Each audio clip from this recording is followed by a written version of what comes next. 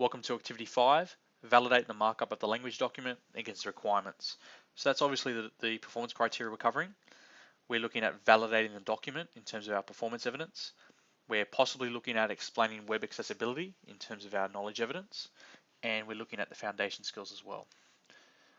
So in this step, it's important to validate the markup against the requirements of the document.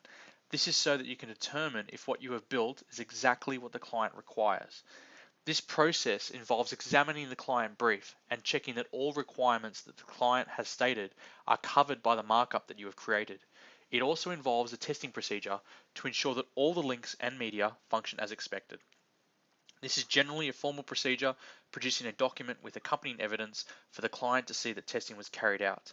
Then they can sign off on it as a proof of the fact that they approve the web page or the website that you've designed. One of the requirements from the client is ensuring the website works consistently. One of the best ways to do this is to validate your code against the expected syntax or rules of the language you have written it in. There are a number of tools to do this. One of the best is the W3C code validator. W3C help write the standards that various markup languages are written to, so they are the most authoritative source on checking if your code follows the rules or not. Ensuring the code follows the rules goes a long way in making sure the code looks right in every browser and functions consistently every time the page is loaded. Another of the requirements might be to look at the accessibility requirements or making your web page more accessible to those who, for whatever reason, can't view it normally. They might be elderly and have poor eyesight or poor hearing.